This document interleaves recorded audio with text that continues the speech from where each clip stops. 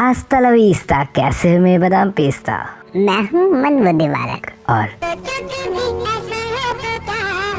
के एक और एपिसोड में आपका स्वागत है। जब भी हमारे गले में खराश या खिचखिच होती है तब वी ऑल नो खांसी होगी, और खांसी ही वो इम्पोर्टेंट चीज है जिससे कई सारी बीमारियों का पता चलता है, लाइक फ्लू, टीबी और इवन कोरोना वायरस। और हाँ, खांसी वो कॉमन वजह है जिससे कि कई बीमारियां हवाओं के थ्रू दूसरों में फैलती भी है।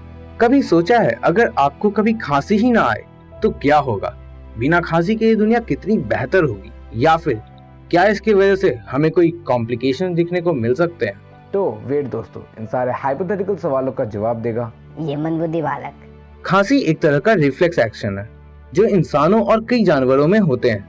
आपके फेफड़ों के भीतर से निकलने वाली यह क्रिया कुछ ऐसा नहीं है जो आप आसानी से रोक पाओ या कंट्रोल कर पाओ, लेकिन फिर भी इस हाइपोथेटिकल सिनेरियो में आपको अपने रिफ्लेक्सेस को पूरी तरह से इग्नोर करना होगा और खांसी का नियंत्रण अपने हाथों में रखना होगा। जब भी आप सांस लेते हो तो फेफड़ों में हवा खींचने के दौरान जैसे ही कोई डस्ट पार्टिकल या फॉरेन पॉल्यूटेंट नेजल ट्रैक के थ्रू ट्रैकिया में इंटर करते हैं तो आपका एपिग्लॉटिस बंद हो जाता है। देन आपने जितने भी एयर इनटेक किया था वो भी फील्ड है, एपिग्लॉटिस भी बंद है। एयर के निकलने का रास्ता ब्लॉक होने की वजह से एक तरह का प्रेशर बिल्डअप होने लगता है।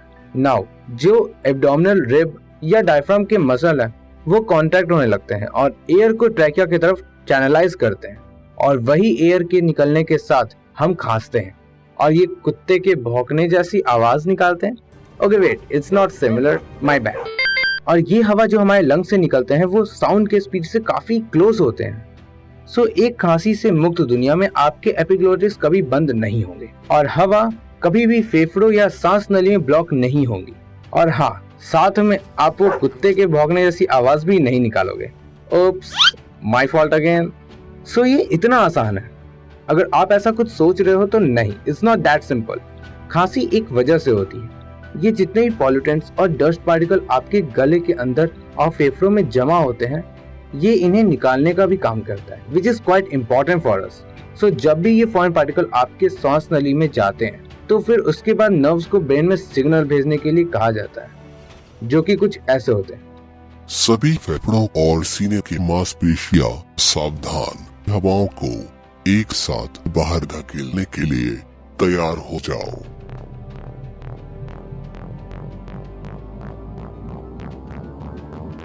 एंड देन वी कप और जितने भी अंदर डस्ट पार्टिकल, बलगम, धूल के कण और जितने भी गंदगी मौजूद होती है, इंक्लूडिंग बहुत सारे बैक्टीरिया और फैलने वाले वायरसेस, वो सभी शरीर के बाहर आ जाते हैं।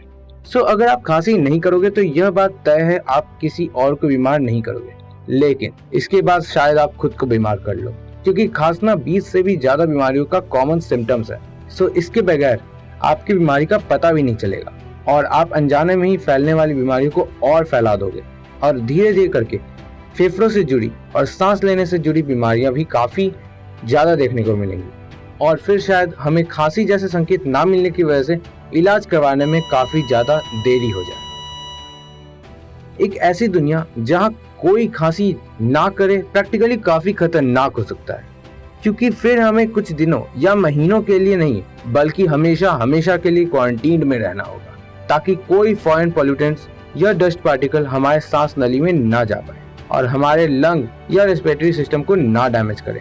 There is some option, you can wear hazmat suit और highly secured mask, but how long? Soon you will be frustrated.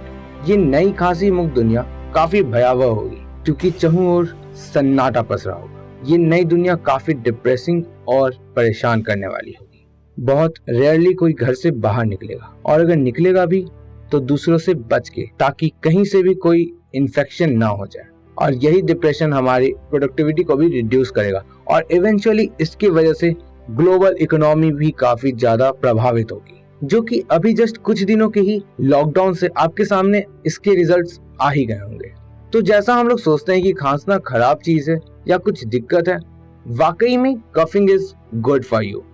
खांसी इतनी ज्यादा जरूरी है कि स्वास्थ्य संस्थानों ने ऐसी मशीन बनाई है कि जिसके थ्रू हम उन लोगों से खांसी करवा कर सांस नली और फेफड़ों में जमे बलगम को बाहर निकाल सकते हैं जो खुद से ऐसा करने में असमर्थ हैं। खांसी बिल्कुल पलक झपकाने की तरह ही एक ऐसी क्रिया जो सबकॉन्शियसली अपने आप होती है। आप अपने कंट्रोल में इन चीज को नहीं रख सकते, लेकिन एक चीज जो आप रख सकते हो अपने कंट्रोल में, वो है खांसते वक्त अपने मुंह और नाक को ढकना। जरूरी नहीं ढकने के लिए कोई टिश्यू आपके पास हो, बल्कि आप ऐसा अपनी कोहनी, रुमाल या कोई और कपड़े के जरिए भी कर सकते हो। वैसे सब लोग प्रिकॉशन और कोरोना वायरस के इन्फेक्शन से बचने के लिए मास्क लगा रहे हैं। कभी सोचा है अगर दुनिया के सभी लोग मास्क पहनने लगे तो क्या होगा? लेकिन ये हम किसी और वीडियो में सोचेंगे। तब तक के लिए सोचो कभी ऐसा हो तो क्या हो कि एक और एपिसोड में हम फिर से मिलेंगे। तुम लोग कहीं मत जाना, क्योंकि जाना वापस तो यहीं पे है आना। और हाँ, मैं तो चला, सब्सक्राइब कर देना, ठीक है? बाय।